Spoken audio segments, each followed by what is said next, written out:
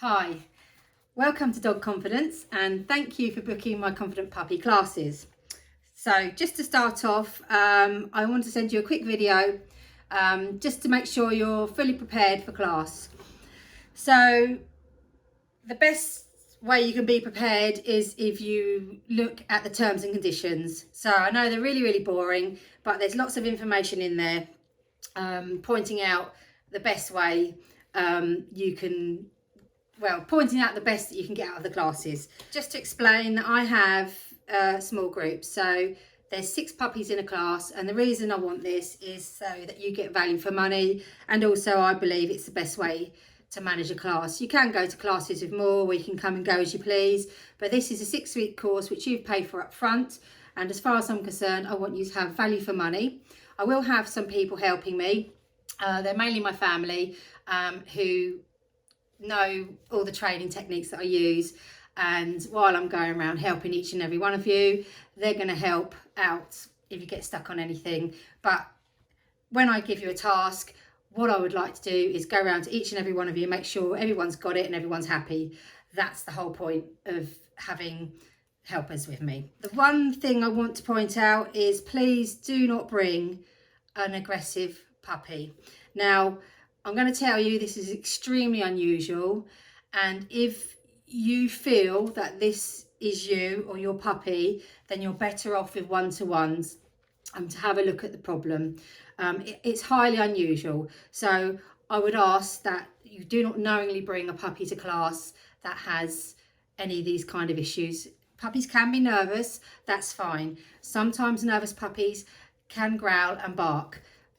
It's highly unusual for a puppy to attack people or objects or other dogs. So that's my sort of number one rule. If you do have any concerns, please do give me a call before puppy classes start, and I can tell you whether it's going to be an issue or not.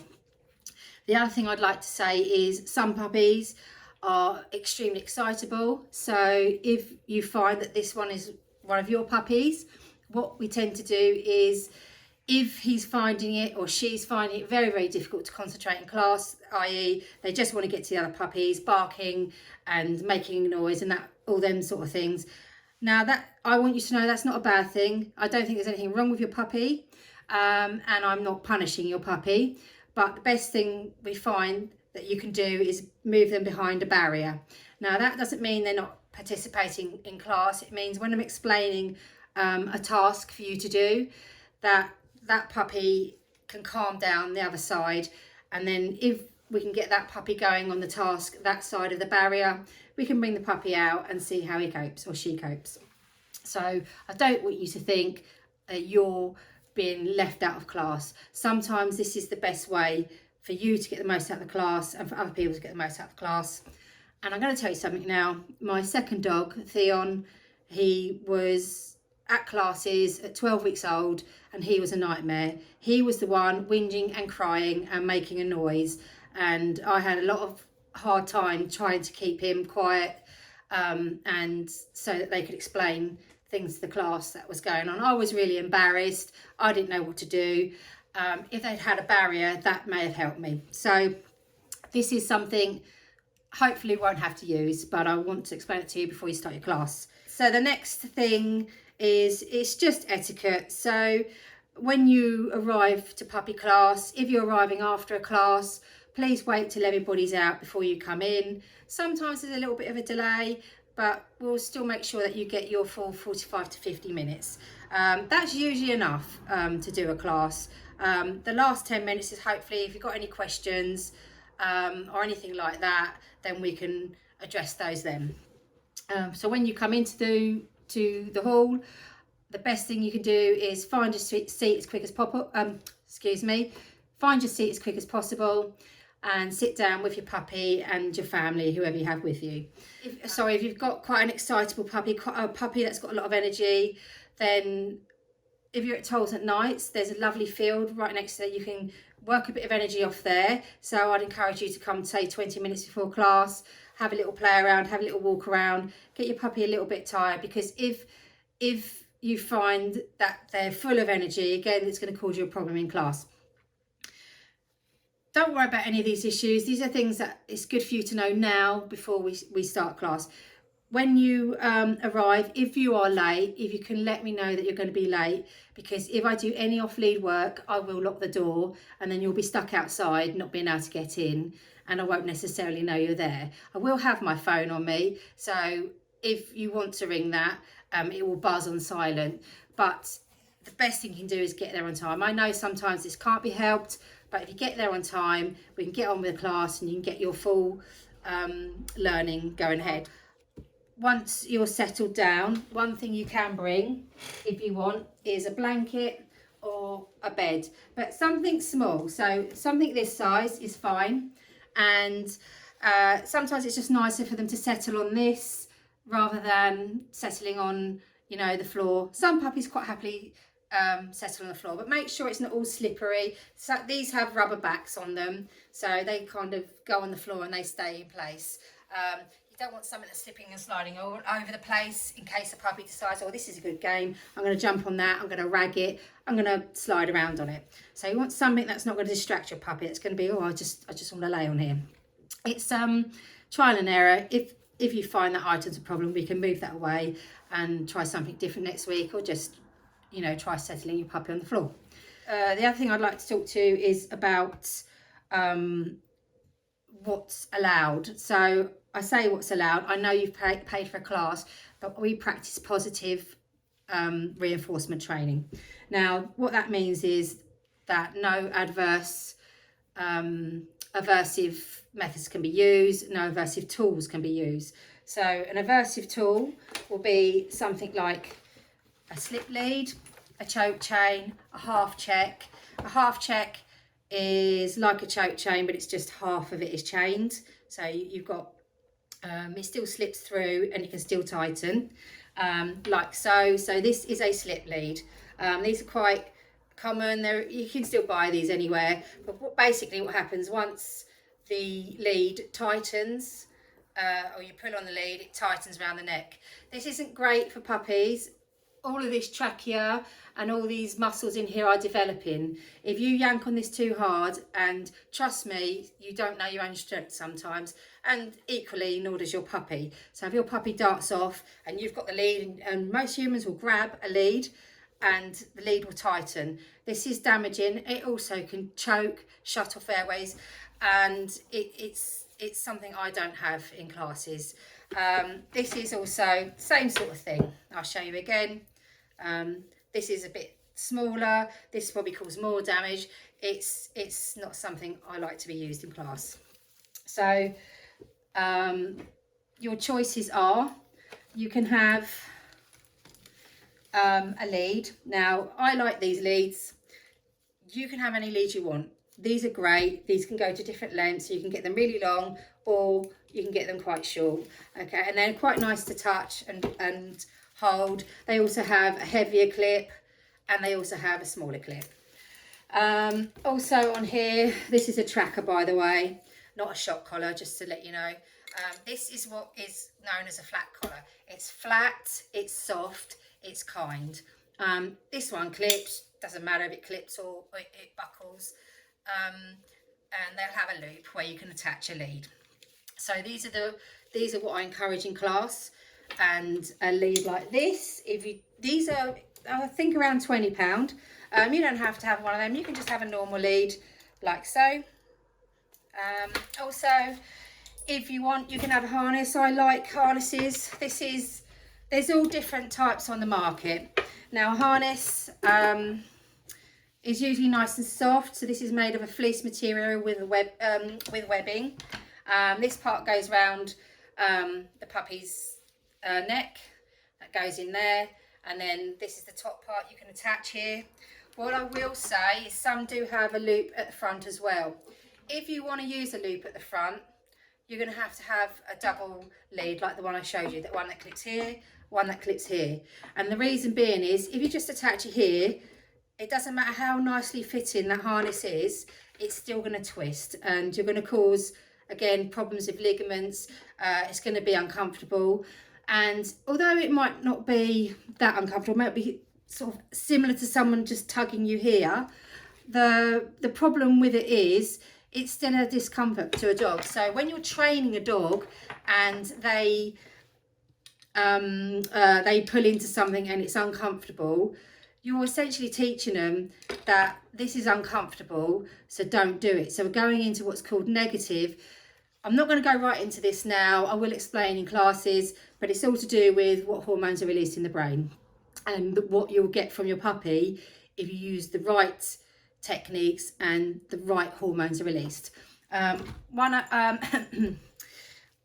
This is what's known as a kind head collar. Now this doesn't close up, so this is why it's kind. I mean, I don't encourage them. So it looks a bit like a horse harness. It has a ring which you attach the lead to, and the dog can still open its mouth, the dog can still breathe. It clips up behind the ears. These are probably the best fitting ones you're going to get. Some people will have a puppy where they haven't quite got, you know, it walking nicely on the lead, and it's a big breed, it's a strong breed, and it's pulling them. Sometimes we'll think about something like this. The whole idea is it doesn't matter what you put on your dog, doesn't matter what, you know, what you've got. The dog, if it's going to pull, it will pull. So it's not the fact that, okay, that can't pull you as much, or you can turn it and it's easier for you to walk. The thing is, it's up here that you need to teach to walk on a lead and collar, not oh, if I use this I can hold you back. It's no fun for you, and let's face it, everyone wants their dog walking on a loose lead and nicely. So this is something I'm not going to say no to, but we'll try and look at other things first. When your puppy's in class, when I'm talking about a task, what we like to do is, you can listen to me, but try and get the puppy settled. So I've talked about a bed. The other thing I'd like you to bring is something that they can lick and chew on. Something that's not going to roll off, something that's not going to be too close to another puppy. We'll set out the chairs so that you are far enough apart, but we don't want anything that's going to roll around. So not a treat ball that's going to roll around. So things that are quite good. I mean, these are a little bit rolly, but essentially they'll probably be fine. So here's a Kong. You've probably all seen these. You can stuff food in here, and you can even put little bits of paste in here, peanut butter or a meaty kind of snack, and you can also freeze them.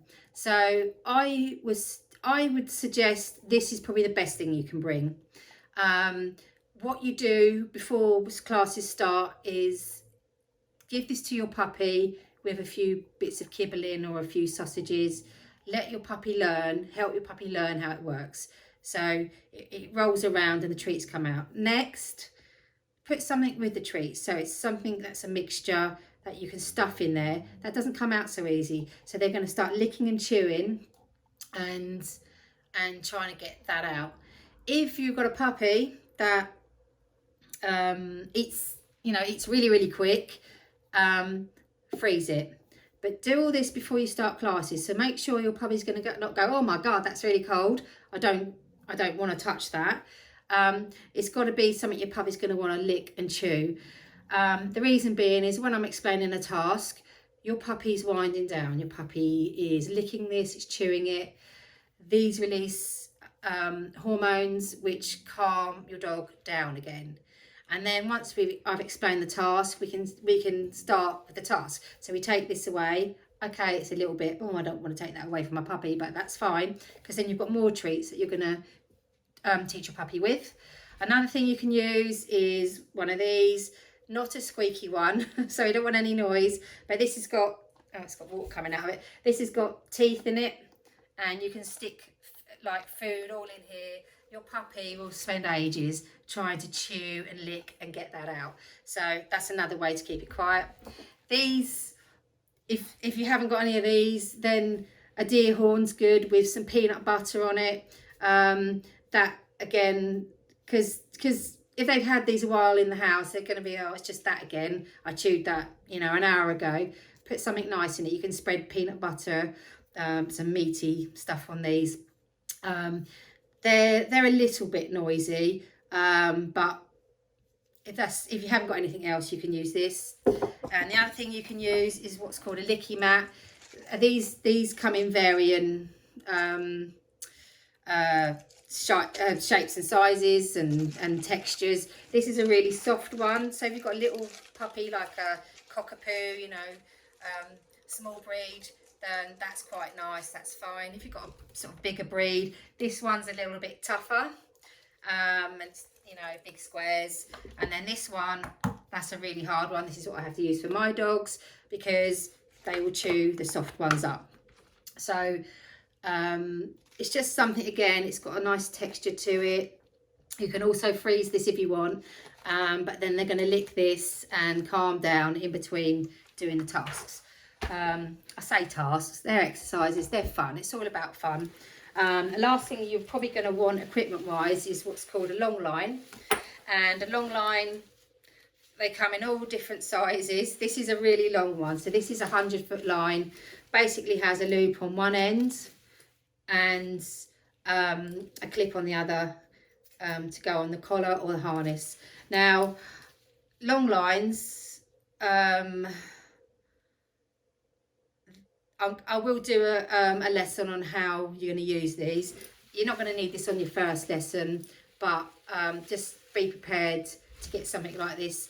You can get 20 foot, 30 foot, 50 foot. This is a webbing one. They're quite light. If they get wet, they can get heavy and they can drag a bit. For smaller breeds, they do a sort of 3/4 size thickness that you can have. So that might be something you want to look at if you've got a smaller breed. If you've got a bigger breed, you're going to want a thicker line. Feed.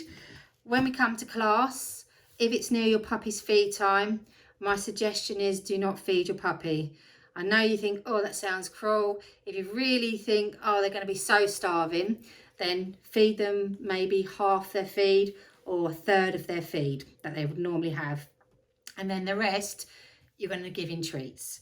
So my suggestion for treats normally in class is chicken, little bits of chicken cut up, little bits of picnic sausage, or you can cook sausages, hot dogs, little bits of cheese. They're all things. Even some dogs will work for kibble, but do not just bring kibble. If you bring kibble or your dog's normal food, if they're not that hungry, which is what we want them to be, so let's not feed them, then they will not really want to do it. They won't really be interested. So in class, what we're looking for is a hungry puppy and really smelly, nice treats. Don't bring anything that's going to break apart. Things that break apart, leave a mess on the floor, then you'll be doing something, but then your puppy will go, oh, I can smell this, and can get completely distracted from what you want and be sniffing around the floor. So we don't want that. So if we can avoid, try and pick foods that don't fall apart too easily.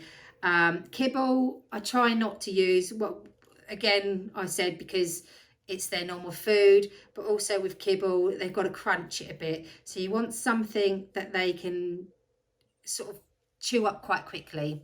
Remember, they've only got little teeth still. Children are very welcome to class. At the end of the day, you've got a puppy, and if you've got a family, you've got a puppy, it's a really, really exciting time, and children want to be there and be involved. What I would say though, if your child isn't particularly interested, then I wouldn't bring them. If you know they're going to find it hard to sit still for that length of time, because you've got to remember you are going to be sitting down, getting up, sitting down, then again I wouldn't bring your child. The other thing I say is just one child per adult, but that doesn't mean that, you know, mum and dad can't come, or girlfriend and boyfriend, or whatever it is, and bring your child. So that's, you know, you're more than welcome to do that. What I don't want is like tons of people, like say like a family of 7. That doesn't really work. So, you know, if say you've got one child, 3 children, then they all want to come, and maybe you can say, look, we'll take it in turns and we'll show you what happened in class. So the other thing I will say is, please, if you bring your children, make sure they're changed out of their school uniform and they're just in normal clothes.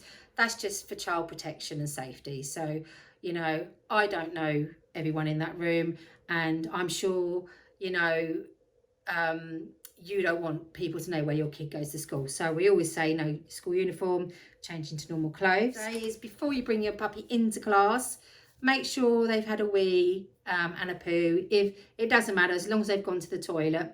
And then when they're in class, we want to keep practicing that toilet training. So if you find that your puppy looks like, because you're probably getting used to this now, looks like it wants to go to loo, normally they'll get up quickly, or they'll just suddenly start sniffing the floor, not for food, let's not mistake that. Then take them out. Feel free to take them out, just make sure it's safe, there's no puppies near the door, and take them out for a toilet so they can go to the toilet. If we have an accident, there'll be some stuff in class you can clear up with. There's a bin located outside Tolls at Knights Village Hall, and then there's a poo bin just up the road. Just as you get to Rectory Road, there's a poo bin there. So on your way out of St Luke's, if you've needed to clear up, there's a poo bin there. So I ask that you dispose of your poo. So the other thing with phones, you're here to learn, and I'm not being like a school teacher, but I'd rather you didn't sit on your phone texting or answering your phone in class. Okay, so we're here to all learn, and it also will spoil the learning for other people. So I would ask that you don't do that. Also, I would ask that you do not take any photographs or any video, please. There will be video taken in class, and that is going to be purely for training purposes and for the website. So that will be going on. If you have an issue with this, then please do let me know. If your dog is unwell or injured, then they cannot participate in a class. So do let me know as soon as possible, and I will try and give you either a one-to-one on a Zoom call or some other kind of way of catching up. So it's quite hard because we've got constant classes running, so you know, you have to bear with me if that happens, but hopefully puppy will be fine and you'll be able to bring them to every session. If you miss a session, I can't help you catch up on that session. So if you don't come for one or two sessions, then I can't help you catch up. So you've got to try and make it every week to get the full value for your money. If you do have any questions, please do not hesitate to contact me in between now and when your classes start, and I look forward to seeing you at class.